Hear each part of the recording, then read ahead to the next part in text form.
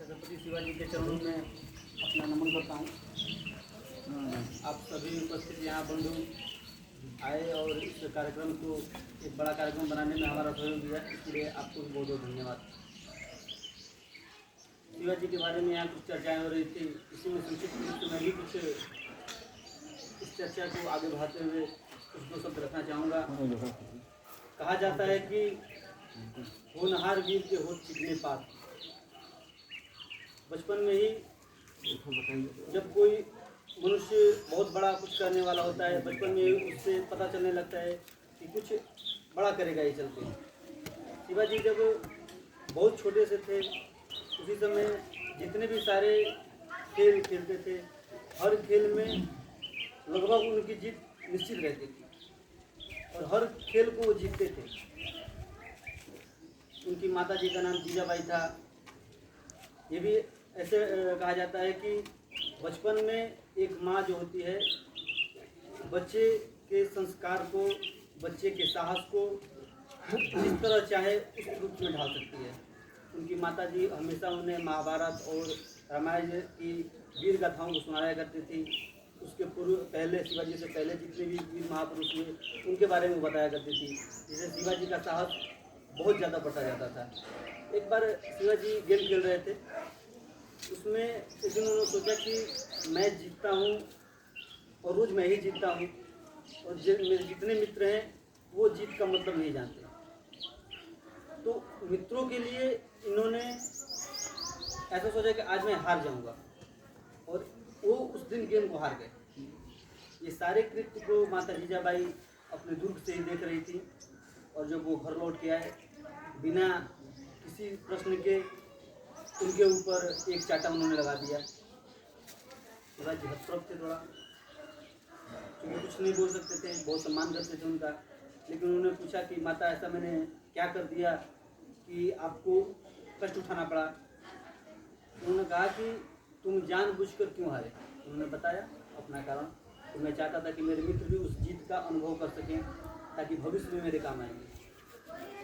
उन्होंने कहा कि तुम्हारा जन्म हारने के लिए नहीं हुआ है, तुम यहाँ आए हो सिर्फ जीतने के लिए।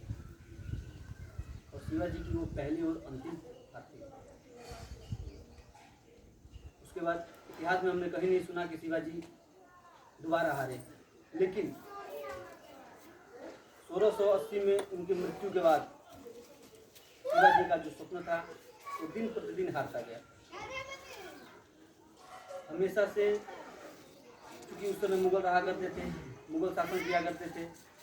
एक और इतिहास में वाक्यांश आता है सुनने में कि आदिल शाह का जो सेनापति था अफजल खां, उसको उसने भेजा था इनको मारने के लिए। उसने प्रस्ताव दिया कि आप आइए, हम आपसे मिलना चाहते हैं, बातें करना चाहते हैं।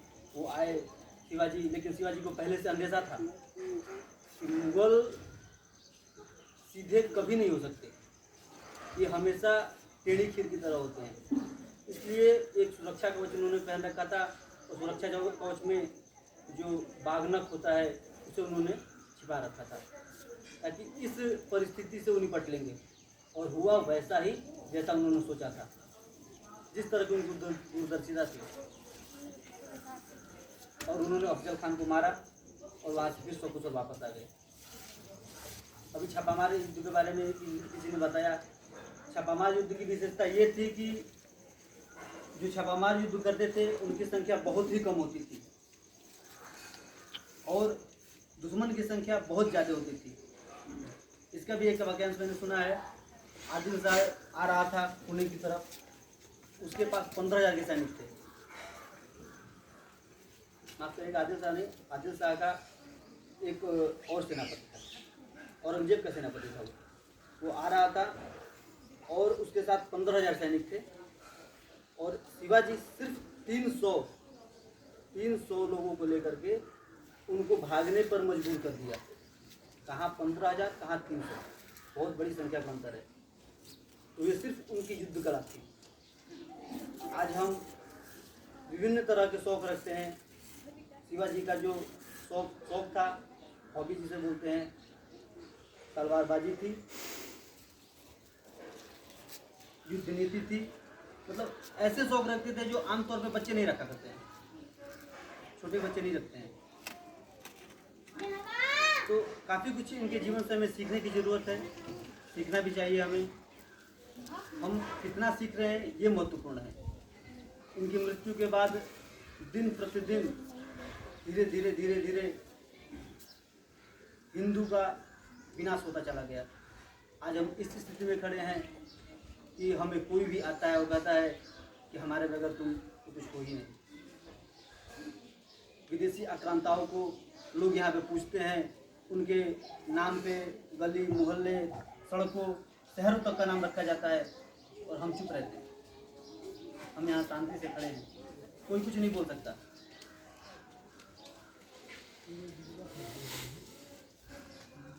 वास्तव में हम इतने कायर नहीं थे, हमें इतना कायर बना दिया गया। हम उस चीज़ को स्वीकार करने लगे कि अकबर भी महान था।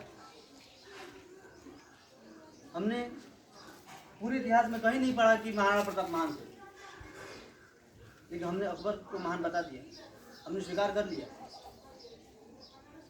हमें तोड़ा गया विभिन्न जातियों में। हमारी जातियाँ विशेष इसलिए बनी थी, हमारे यहाँ तरह तरह के प्रयोजन होते हैं, तरह तरह के कार्यक्रम होते हैं, इसमें हर जाति का एक अपना योगदान होता है। इस हिंदू संस्कृति से हमें जीवन जीने की एक ऐसी अद्भुत तरीका मिला कि कोई खाने बगैर नहीं मर सकता। एक दूसरे का सहयोग सब करते रहेंगे, लेकिन कुछ लोगों ने यहाँ पे किसी को एससी बताया, किसी को ओबीसी बताया, ठाकुरों ने ब्राह्मणों ने इन पे अत्याचार किया, ऐसे कह करके आपको खुद तोड़ा गया। और आपको इस कदर तोड़ा गया कि आप खुद नहीं चाहते कि हमारा पड़ोसी थोड़ा आगे बढ़े। अगर वो आगे बढ़ रहा है तो आप सोचते हैं कि नहीं, वो कैसे बढ़ रहा है, क्यों बढ़ रहा है। सामान्यतः आप कहीं भी देख सकते हैं, आपकी किसी भी तरह की दिक्कत है तो आपके लोग इकट्ठा नहीं होते हैं। लेकिन कुछ ऐसे मजहबी लोग यहाँ पे हैं कि उनकी छोटी से छोटी प्रॉब्लम्स को अगर आ जाए, सारे के सारे लोग इकट्ठा हो जाएंगे। ये चीज़ हम कब सीखेंगे? शिवाजी के उन सिद्धांतों को हम कब अपनाएंगे? एक हिंदू को जरा भी दिक्कत नहीं होनी चाहिए, उसके लिए हम हमेशा खड़े रहेंगे। तानाजी मालुसरे के बेटे की शादी होने वाली थी और कोंडाना पे चढ़ाई होना था, लेकिन शिवाजी नहीं चाहते थे कि तानाजी मालुसरे वहाँ आए और लड़े, क्योंकि उनके घर में खुशियाँ थी। वो अपना नहीं हित नहीं देख रहे थे, उनका हित देख रहे थे। हम ये चीज़ कब स्वीकार करेंगे कि हमें दूसरे के हितों का सम्मान करना है, आपस में हमें मिल के रहना है। हर परिस्थिति में हमें हिंदू का साथ देना है, हिंदू के साथ रहना है। अगर हम सब जिस दिन इस चीज़ को सीख लेंगे, उस दिन ही एक हिंदू राष्ट्र का निर्माण फिर से हो जाएगा। इसी के साथ मैं अपनी बातों को यहीं पे समाप्त करता हूँ। जय हिंद, जय भारत।